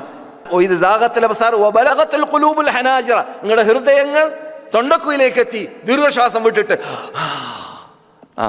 ആ രംഗത്തിലാണ് അല്ലാഹു സുബ്ഹാനഹു വ തആല നമ്മെ ഉണർത്തുന്നത്. നിങ്ങൾക്ക് ഞാൻ ഇറക്കിയ അനുഗ്രഹം, നിങ്ങൾ കാണാത്തതായ സൈന്യത്തെ നാം അയച്ചു കൊടുത്തു. നിങ്ങൾ കാണാത്ത സൈന്യത്തിൽപ്പെട്ടതാണ് അള്ളാഹുവിൻ്റെ മലക്കുകൾ, നിങ്ങൾ കാണാത്ത സൈന്യത്തിൽപ്പെട്ടതാണ് ആ കാറ്റുകൾ.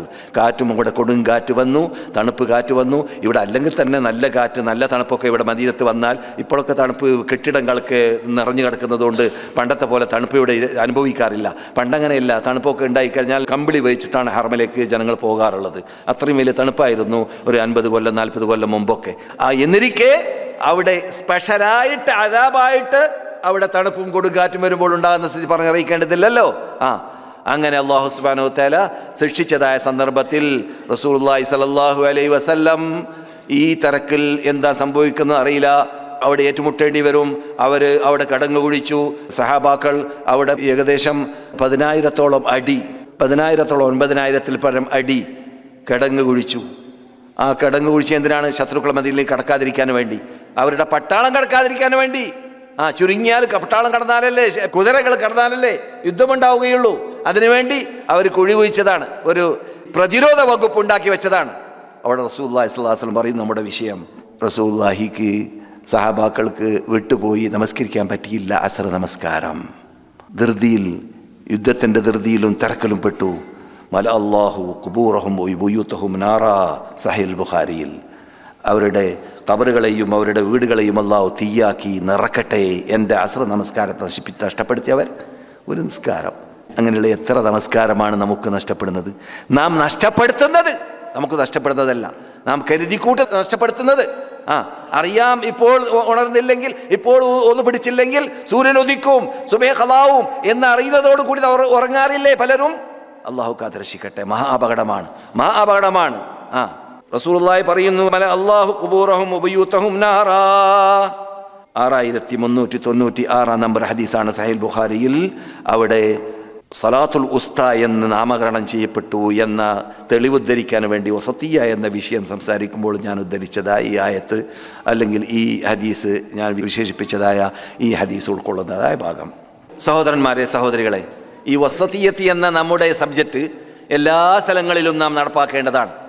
അതിൽ പ്രത്യേകിച്ച് അല്ലാഹ് ഖുർആനിൽ എണ്ണിപ്പറഞ്ഞതാണ്, ലാ തജ്അൽ യദക മഗ്ലൂലതൻ ഇലാ ഉനുഖിക വലാ തബ്സുത്ഹാ കുല്ലൽ ബസ്ത് ഫതഖഉദ മലൂമൻ മഹ്സൂറ എന്ന ആയത്തിൽ അല്ലാഹു സുബ്ഹാനഹു വ തആല നീ പിശുക്കത്രം കാണിക്കരുത്.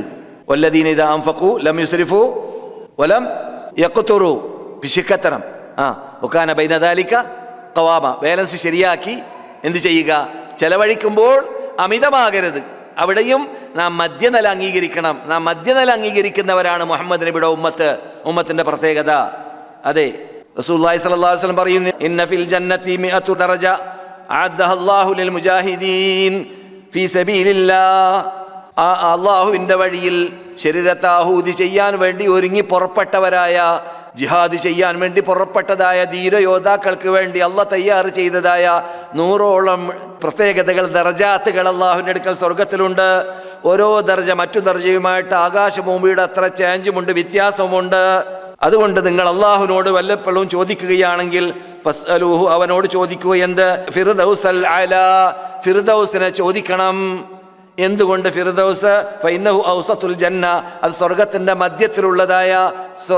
മധ്യത്തിലുള്ളതായ ഭാഗമാണ്. അതിനുവേണ്ടി നിങ്ങൾ അല്ലാഹുവിനോട് ചോദിക്കണമെന്ന് നമ്മുടെ മുമ്പിൽ അന്ത്യവിഷമം കൊള്ളുന്നവരായ, ജീവിതത്തിൽ കളവ് പറയാത്തവരായ നബിയുനാ മുഹമ്മദ് റസൂലുള്ളാഹി സന്തോഷവാർത്ത നൽകിയപ്പോൾ അതിൽ നിന്നിട്ട് നമുക്ക് മനസ്സിലാക്കാം എന്ത്?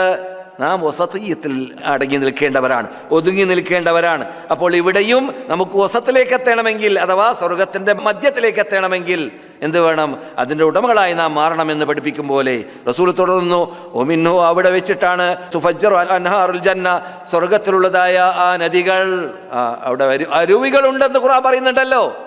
കള്ളിൻ്റെ വേറെ, പാലിൻ്റെ വേറെ, തേനിൻ്റെ വേറെ, ആ അരുവികളൊക്കെ പൊട്ടി ഒലിച്ചു വരുന്നത് അതിൻ്റെ മധ്യത്തിൽ വെച്ചിട്ടാണെന്ന് നബിയുനാ മുഹമ്മദ് റസൂലുള്ളാഹി ബുഖാരിയിൽ 2790 നമ്പറിൽ കാണാം. അതുപോലെ തന്നെ നൂഹ് നബി അലൈഹി സ്വലാം പരലോകത്തിലേക്ക് വരും. അള്ളാഹ് ചോദിക്കും നൂഹ് നബി അലൈഹി സ്വലാമിനോട്, നിങ്ങൾ ബാധ്യത നിർവഹിച്ചോന്ന്. നോക്കൂ, 950 കൊല്ലം ഭൂമിയിൽ പ്രബോധനം ചെയ്ത് ജീവിച്ച നബിയെ വിടുന്നില്ല അള്ളാഹ്, ചോദിക്കാതെ വിടുന്നില്ല. ഖുർആൻ ഒരു രംഗം പറയുന്നുണ്ട്. ആ രംഗം വായിച്ച് വായിച്ച് വായിച്ച് മദീനത്തെ പള്ളിയിൽ നിന്നിട്ട് ഓതി ഓതി ഓതി നിസ്കരിച്ച രംഗമൊക്കെ ഞാൻ പലപ്പോഴും പറഞ്ഞിട്ടുണ്ട്. അത് ഏതായത്താണ്? സൂറത്തുൽ മാഇദയുടെ അവസാനത്തിലുള്ളതായ ആയത്താണ്. ഇൻ തുഅദ്ദിബുഹും ഫഇന്നഹും ഇബാദുക വഇൻ തഗ്ഫിർ ലഹും ഫഇന്നക അൻതൽ അസീസുൽ ഹകീം. ഈ ആയത്ത് റസൂലുള്ളാഹി ഓതിയിട്ട് കരഞ്ഞ് പൊട്ടി കരഞ്ഞ രംഗങ്ങളൊക്കെ നാം കേട്ട് പരിചയമുള്ളതാണ്. മനസ്സിലായില്ലേ? അപ്പോൾ റസൂലുള്ളാഹി സ്വല്ലല്ലാഹു അലൈഹി വസല്ലം പറയുകയാണ്, നൂഹ് നബി അലൈഹി ഇസ്ലാമിനെ വിളിച്ചു കൊണ്ടുവരപ്പെടും. അവിടെ ഈസ നബി അലൈഹി ഇസ്ലാമിനെയാണ് വിളിച്ചു കൊണ്ടുവന്നത്. എവിടെ? അള്ളാഹുവിൻ്റെ മഹ്ശറയിലുള്ളതായ സുപ്രീം കോർട്ടിൽ നിന്നും പറഞ്ഞാൽ പോലെ എന്ത് കോർട്ടെന്നാ പറയാം, ആദ്യം മുതൽ അന്ത്യം വരെ ജീവിച്ച് മരിച്ചവർ ഒരുമിച്ച് കൂടുന്ന രംഗമാണത്. മുഖറബീങ്ങളായ മലക്കുകളൊക്കെ മുട്ടുകുത്തി രക്ഷ എന്ന് പറയുന്ന രംഗമാണത്. ആ രംഗത്തിൽ അവിടെ ഈസ നബിയെ കൊണ്ടുവരപ്പെടും. ചോദിക്കാൻ, വിചാരണ ചെയ്യാൻ വേണ്ടി കോർട്ടിലേക്ക് ഹാജരാക്കപ്പെടും. ഈ ലക്ഷക്കണക്കിൽ കോടിക്കണക്കിൽ കോടാനകോടി ക്രിസ്ത്യാനികളോട് നിങ്ങളെ വിളിച്ച് പ്രാർത്ഥിക്കാൻ, നിങ്ങളെ ആരാധിക്കാൻ, നിങ്ങൾക്ക് നേർച്ചയാക്കാൻ പറഞ്ഞോ ഈസ എന്ന് അവിടെ ചോദ്യം. അള്ളാഹ്ക്ക് അറിയാൻ പറഞ്ഞോ ഇല്ലേ എന്നുള്ളത്. ജനമധ്യ വെച്ചിട്ട് മറുപടി അവിടെ ലഭിക്കണം. അതിനാണ് ചോദ്യം. എന്നതുപോലെ റസൂല് പറയുന്നു, നൂഹ് നബി അലൈഹി ഇസ്ലാമിനെ കൊണ്ടുവരപ്പെടും. എന്നിട്ട് നൂഹ് നബി അലൈഹി ഇസ്ലാമിനോട് ചോദിക്കും, നിങ്ങളുടെ സമൂഹത്തിന് നിങ്ങളിലേക്ക് ഏൽപ്പിച്ച ബാധ്യത എത്തിച്ചു കൊടുത്തോ? ഇന്നി കുല്ലമാ ദഅഉതുഹും ലിതഗ്ഫിറ ലഹും ജഅലു അസാബിഅഹും ഫീ ആദാനിഹിം വസ്തഗ്ശൗ സിയാബഹും വസറു വസ്തക്ബറു ഇസ്തിക്ബാറ. നൂഹ് സൂറത്തിൽ അല്ലാഹ് പറയുകയാണ് ആരെക്കുറിച്ച്? നൂഹിനെ കുറിച്ച്. ഞാൻ അവരെ ക്ഷണിച്ചു, 950 കൊല്ലം ക്ഷണിച്ചത്. ക്ഷണിക്കുമ്പോഴെല്ലാം അവർ മുഖത്തെ തുണി കൊണ്ട് പൊതിഞ്ഞ് മറക്കും, കാതിലേക്കും തുണിയിടും, വസ്ത്രം ബന്ദ് ചെയ്യും, കേൾക്കാതിരിക്കാൻ വേണ്ടി, കാണാതിരിക്കാൻ വേണ്ടി. അങ്ങനെ പ്രയോജനമില്ല. ചിലപ്പോഴൊക്കെ അടിച്ച് പക്ഷേ അവർ വെല്ലുവിളിച്ചിരുന്നു, നിങ്ങൾക്ക് എന്നെ കൊല്ലാൻ പറ്റുമെങ്കിൽ കൊന്നോളി. അവർ കൊല്ലാൻ സാധിച്ചിട്ടുമില്ല. ഏതായാലും നൂഹ് നബി ഇതെല്ലാം അനുഭവിച്ച നൂഹ് നബിയെ ഹാജരാക്കപ്പെടും, ചോദിക്കപ്പെടും, നിങ്ങൾ ഉമ്മത്തുകൾക്ക് എത്തിച്ചു കൊടുത്തോ? നൂഹ് നബി പറയും, എത്തിച്ചു കൊടുത്തോ. എന്നിട്ട് സമൂഹത്തോട് ചോദിക്കുമ്പോൾ സമൂഹം പറയും, എത്തിച്ചു തന്നോ നിങ്ങൾക്ക്? സമൂഹമുണ്ടല്ലോ വലിയ പർവ്വതം പോലെ തിരമാലകളുടെ മധ്യത്തിൽ വെച്ചിട്ട് നടന്നുകൊണ്ടേ ചലിച്ചുകൊണ്ടേ ഇരിക്കുകയാണ് ആ പടുകൂറ്റൻ കപ്പൽ. 100 കൊല്ലം പ്രവർത്തിച്ച കപ്പൽ. 100 കൊല്ലമാണ് അത് ഉണ്ടാക്കാൻ വേണ്ടി മനക്കെട്ടതെന്നാണ് ചരിത്ര ഗ്രന്ഥങ്ങൾ പറയുന്നത്. ഖസസുൽ അംബിയ. മനസ്സിലായില്ലേ? ആ കപ്പൽ ഇങ്ങനെ തിരമാലകൾ താണ്ടിയും കൊണ്ടിങ്ങനെ പോവാണ്. ആ സമയത്ത് അവിടെ എല്ലാം മുങ്ങി മരണപ്പെട്ട ലോകത്തിൽ ആശ്രയം വരേണ്ട ആവശ്യമില്ല. കാരണം ആ ഭാഗത്ത് മാത്രമാണ് ജനങ്ങളുള്ളത്. ആ കാലഘട്ടത്തിലുള്ള ജനങ്ങളെ നശിപ്പിക്കപ്പെടുകയും ചെയ്തു. എന്നിട്ട് നൂഹ് നബിൻ്റെ ഉമ്മത്തോട് ചോദിക്കും അല്ല നൂഹ്, നിങ്ങൾക്ക് ഞാൻ ഏകനാണ്, എന്നെ മാത്രമാണ് വിളിച്ച് പ്രാർത്ഥിക്കേണ്ടത്. നിങ്ങൾ ഉണ്ടാക്കിയതായ ആ ഖബറാളികളാകുന്ന എന്ന മഹാത്മാക്കളുടെ ഖബറിനെ പൂജിക്കാൻ നിങ്ങളോട് പാടില്ല എന്ന് നൂഹ് കൽപ്പിച്ചോ? എവിടെ നിങ്ങൾക്കിത് കിട്ടി? നൂഹിന്റെ കൽപ്പന വന്നോ? നിങ്ങൾക്ക് സത്യം എത്തിച്ചു തന്നോ എന്നൊക്കെ ചോദിക്കും. അപ്പോൾ അവർ നിഷേധിക്കും, ഇല്ല നൂഹ് എത്തിച്ചു തന്നിട്ടില്ല എന്ന് പറഞ്ഞു. പിന്നെ അള്ളാഹു നൂഹിനോട് പിന്നെയും ചോദിക്കുന്നു, നിങ്ങൾക്ക് എന്താ തെളിവ്? നിങ്ങൾക്ക് എന്താണ് തെളിവ് നിങ്ങൾ അവർക്ക് എത്തിച്ചു കൊടുത്തു എന്നതിലേക്ക്? അപ്പോൾ നൂഹ് നബി അലൈഹി സ്വലാം പറയുന്നതാണ്, മുഹമ്മദിൻ്റെ ഉമ്മത്തുകളും തെളിവാണ്. കാരണം അവരുടെ കൂടെ എന്തുണ്ട്? ലോകാത്ഭുത ഗ്രന്ഥമുണ്ട്. ആ ഗ്രന്ഥത്തിലൂടെ അവർ മനപ്പാഠമാക്കി പഠിച്ചു വെച്ചിട്ടുണ്ട്. അതാണ് ഉമ്മത്ത് വസത്തി എന്ന വാക്കുകൊണ്ട് വിവക്ഷ എന്ന് ജീവിതത്തിൽ കളവറിയാത്ത നബിയുന മുഹമ്മദുൻ റസൂലുള്ളാഹി. മനസ്സിലായില്ലേ? അതാണ് ഉമ്മത്ത് വസത്ത്. അതെ, എല്ലാവർക്കും സാക്ഷികളാകുന്നവർ നാമാണ്. എല്ലാ നബിമാരുടെ ഉമ്മത്തുകൾക്കും സാക്ഷികളാവുക അവർ കളവ് പറയുമ്പോൾ എന്നാണ് റസൂലുള്ളാഹി സ്വല്ലല്ലാഹു അലൈഹി വസല്ലം പഠിപ്പിച്ചത്. അതെ, ഒരു സംഭവം കൂടി പറഞ്ഞ് നമ്മുടെ വിഷയം സമാപിക്കാം. മദീനയിൽ സംഭവിച്ചതാണ്. അബൂദർദ റളിയല്ലാഹു തആല അൻഹു എന്ന ഒരു മഹാവ്യക്തിത്വം സഹാബാക്കളുടെ കൂട്ടത്തിലുണ്ടായിരുന്നു.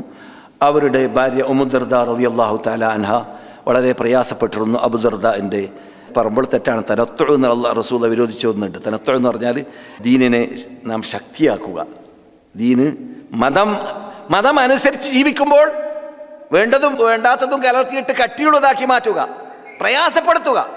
മനസ്സിലായില്ലേ? അതാ തനത്തു.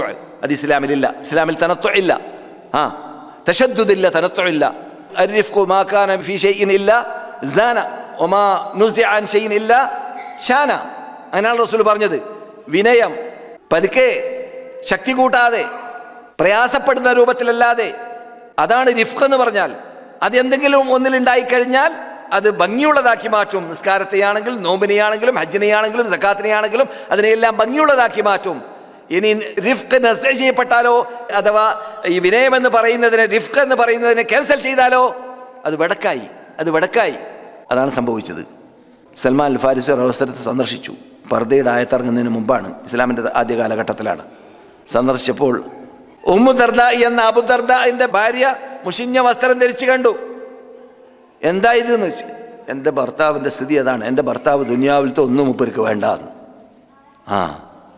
എന്നിട്ട് ഭക്ഷണം പാകം ചെയ്തപ്പോൾ മൂപ്പർ പറഞ്ഞു എനിക്ക് നോമ്പാണ്. നിർബന്ധിപ്പിച്ച് ഭക്ഷണം കഴിപ്പിച്ചു. നിർബന്ധിപ്പിച്ച് റംസാൻ നോമ്പല്ലേട്ടാ, നമുക്കൊക്കെ ചാൻസ് അല്ലേ, ഇപ്പോൾ ഔലിയാക്കന്മാർ പറഞ്ഞാൽ നോമ്പ് തുറക്കാന്നല്ലേ ഇപ്പോഴത്തെ നിഗമനം. അങ്ങനെയുള്ള ഔലിയാക്കന്മാരാണല്ലോ നോമ്പ് നോറ്റാളക്കളും നോമ്പ് ഓർപ്പിക്കുന്ന ഔലിയാക്കന്മാരുടെ യുഗത്തിലാണ് നാം ജീവിക്കുന്നത്. ഏതായാലും അബൂ ദർദ റളിയല്ലാഹു തആല അൻഹുവിനേക്കാൾ വലിയ ഔലിയ സഹാബാക്കളുടെ അങ്ങനെയുള്ള ഔലിയ കേരളത്തിൽ എവിടെയില്ലല്ലോ. മനസ്സിലായില്ലേ? അബൂ ദർദ റളിയല്ലാഹു തആല അൻഹു അവിടെ സൽമാൻ അൽ ഫാരിസിയാണ് പറയുന്നത് തിന്നടോ എന്ന്. അങ്ങനെ തിന്നിപ്പിച്ചു, സുന്നത്ത് നോമ്പ് മുറിപ്പിച്ചു. രാത്രി ആയപ്പോൾ നിന്ന് നിസ്കരിക്കന്നെ പറഞ്ഞു ഉറങ്ങവിടെയെന്ന് സൽമാൻ പറഞ്ഞു ഉറങ്ങ്. എന്നിട്ട് രാത്രിയുടെ അവസാന സമയമായപ്പോൾ ഉണർത്തി നിസ്കരിക്കാൻ വേണ്ടി പറഞ്ഞു. എന്നിട്ട് മഹാനായ സൽമാൻ അൽ ഫാരിസി റളിയല്ലാഹു തആല അൻഹു അദ്ദേഹത്തോട് പറയുകയുണ്ടായി, ഇന്ന ലി റബ്ബിക അലൈക ഹഖ്ഖാ, നിന്റെ നാഥന് ചില അവകാശങ്ങളുണ്ട്, ആ അവകാശങ്ങൾ നിറവേറ്റൽ നിന്റെ ബാധ്യതയാണ്. ഒലി നഫ്സിക അലൈക ഹഖ്ഖ, നിന്റെ ശരീരത്തിന് ചില ബാധ്യതകളുണ്ട്, ആ ബാധ്യതകൾ നീ നിറവേറ്റൽ അത് നിനക്ക് നിർബന്ധമാണ്. ഒലി അഹ്ലിക അലൈക ഹഖ്ഖ, നിന്റെ കുടുംബത്തിനോടും ചില ബാധ്യതകൾ നീ നിർവഹിക്കേണ്ടതുണ്ട്, അതും നീ നിർവഹിക്കൽ അത് മുസ്ലിമിന്റെ ബാധ്യതയിൽപ്പെട്ടതാണ്. ഫഅതി കുല്ലദി ഹഖ്ഖിൻ ഹഖ്ഖ, ഓരോ അവകാശികൾക്ക് അവരവരുടെ അവകാശത്തെ നിറവേറ്റുക എന്നതാണ് ഒരു സത്യവിശ്വാസിയുടെ ബാധ്യത. അതാണ് വസതിയ്യത്ത് എന്ന് മഹാനായ സൽമാൻ അൽ ഫാരിസി റളിയല്ലാഹു തആല അൻഹു മഹാനായ അബൂ ദർദ റളിയല്ലാഹു തആല അൻഹു പഠിപ്പിക്കുന്നു. ഈ പഠിപ്പിച്ച വാർത്ത റസൂലുള്ളാഹി സ്വല്ലല്ലാഹു അലൈഹി വസല്ലമയിലേക്ക് എത്തിയപ്പോൾ സദഖ സൽമാൻ പറഞ്ഞത് ശരി തന്നെ എന്ന് നബിയുനാ മുഹമ്മദുർ റസൂലുള്ളാഹി സ്വല്ലല്ലാഹു അലൈഹി വസല്ലം വെച്ചു കൊടുത്തു, അംഗീകരിച്ചു. സഹീഹ് ബുഖാരി 1968 ഹദീസ് നമ്പർ. ഇത് വസതിയ്യത്തിൻ്റെ ചില ഭാഗങ്ങളാണ് ഇതുവരെ പറഞ്ഞത്. അതിൽ സന്ദർശകരായ എൻ്റെ മുമ്പിലിരിക്കുന്ന അള്ളാഹുവിൻ്റെ അതിഥികളെയും ഞാൻ വിട്ടിട്ടില്ല എന്നാണ്, ഞാൻ അവർക്ക് ആവശ്യമുള്ള പ്രധാനപ്പെട്ട ഭാഗങ്ങളൊക്കെ സൂചിപ്പിച്ചു എന്നാണ് ഞാൻ മനസ്സിലാക്കുന്നത്. പക്ഷേ അവരുടെ പോക്കറ്റിൽ വല്ല നിർബന്ധമായി അറിയേണ്ടതായ വല്ല ചോദ്യങ്ങളുണ്ടെങ്കിൽ ആ ചോദ്യങ്ങൾ ഇവിടെ ചോദിക്കപ്പെടാവുന്നതാണ്. എൻ്റെ അറിവിൽപ്പെട്ടതാണെങ്കിൽ മറുപടി ലഭിക്കുന്നതുമാണ്. അള്ളാഹു സുബ്ഹാനഹു വ തആല നാം ഇതുവരെ പറഞ്ഞതിനെ ഒരു സൽക്കർമ്മമായി നമ്മിൽ നിന്നിട്ട് സ്വീകരിക്കുമാറാവട്ടെ. സത്യത്തെ സത്യം പോലെ പഠിച്ച് ഗ്രഹിച്ച് മനസ്സിലാക്കി സത്യത്തെ സത്യം പോലെ ജീവിതത്തിൽ പകർത്തി നമുക്ക് നമ്മുടെ വ്യക്തി, സാമൂഹ്യ, സാമ്പത്തിക, രാഷ്ട്രീയ, സ്വകാര്യ എല്ലാ ജീവിതത്തിലും ഇസ്ലാമാകുന്ന വിശുദ്ധ പ്രസ്ഥാനത്തിൻ്റെ മൂലാധാരമാകുന്ന വിശുദ്ധ ഫുർഖാൻ അദീമിനെ തിരുസുന്നത്തിനെ നടപ്പാക്കി ജീവിച്ച് മരിക്കുന്നവരിൽ നാം എല്ലാവരെയും അള്ളാഹു പെടുത്തുമാറാകട്ടെ. നമ്മളോട് ദുആ കൊണ്ട് വസീയത്ത് ചെയ്ത സഹോദരന്മാർക്ക് അള്ളാഹു പുറത്തു കൊടുക്കട്ടെ. അവരിൽ നിന്നിട്ടുള്ള രോഗികളുടെ രോഗത്തെ അള്ളാഹു സുഖപ്പെടുത്തി കൊടുക്കട്ടെ. അവരിൽ നിന്നിട്ട് പ്രയാസത്തെ അള്ളാഹു അകറ്റട്ടെ. അവരിൽ നിന്നിട്ട് ഇവിടെ വരാൻ ആഗ്രഹിക്കുന്നവർക്ക് ഇവിടെ വരാൻ അള്ളാഹു തൗഫീഖ് നൽകുമാറാകട്ടെ. അതുപോലെ തന്നെ മരണപ്പെട്ടവർക്ക് വേണ്ടി പ്രാർത്ഥിക്കാൻ പറഞ്ഞ ആ വിഭാഗത്തിൻ്റെ അവരിൽ നിന്നിട്ട് മരണപ്പെട്ടവർക്ക്, അഥവാ നമ്മിൽ നിന്നിട്ട് മരണപ്പെട്ടവർക്ക് അള്ളാഹു സുബ്ഹാനഹു വ തആല പുറത്തു കൊടുക്കട്ടെ. അവരുടെ ഖബറുകൾ സ്വർഗ്ഗത്തോപ്പാക്കി മാറ്റട്ടെ. അവരോടൊപ്പം അള്ളാഹു നമ്മെ സ്വർഗ്ഗത്തിൽ ഒരുമിച്ച് കൂട്ടട്ടെ. അല്ലാഹുമ്മ സല്ലി അലാ മുഹമ്മദ് വഅലാ ആലി മുഹമ്മദ് വആഖിറു ദഅവാനാ അൽഹംദുലില്ലാഹി റബ്ബിൽ ആലമീൻ. അസ്സലാമു അലൈക്കും വറഹ്മത്തുള്ളാഹി വബറകാതുഹു.